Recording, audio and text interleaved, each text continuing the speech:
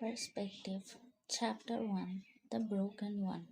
Sunlight entering through the window was making it hard to sleep. So Sana rolled in her bed and faced the other way and placed a hand over her eyes.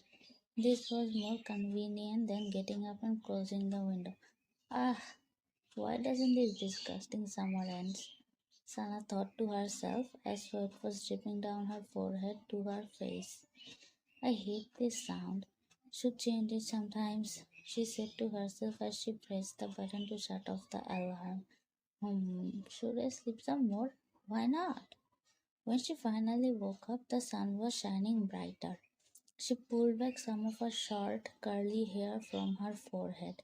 Maybe today will be better, but that thought didn't stay in her head for long as she heard multiple voices outside her room. So they haven't left yet.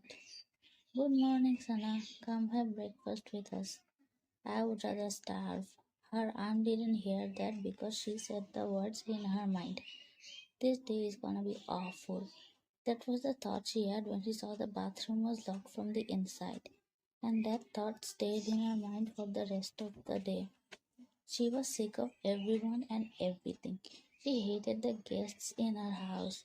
There wasn't any specific reason for that. Okay, let's study, she said to herself as she closed the door of her room. But she was back in her bed with her phone within 5 minutes. She was bored. How can I be worthy if I can't focus on my studies? Tears were escaping from her brown eyes to her cheeks to her pillow. She didn't stop them. The rest of the day was as boring as the other days of this month. There's something wrong with me. I'm broken, not made for this world, Sana thought. As the lights of all the neighborhood buildings went off, she looked at the clock. It was 12 a.m. She turned her own light off, not because she was going to sleep, but because she loved being in the darkness. Sana sighed and sat in her bed, eyes at the ceiling. She was crying again. Reason? Even she didn't know. It's gonna be a long night. It was hard to resist the urge of taking a handful of sleeping pills and shoving them in her mouth. But somebody will notice if the tablets are all gone. She'll have to do something more careful. So she took two instead of 10. She looked at her phone. Some of her friends were having fun in the group chat. She didn't join. She had created an invisible wall between herself and her peers. What's the point anyway? No one will understand her. It's been hard for herself. It's like she changes into a different person. Everyone has emotions, everyone feels bad sometimes. It's normal. You just gotta be active. If you don't feel like doing anything, do it anyway. That's what people said. But nobody she knows seems to change every few days.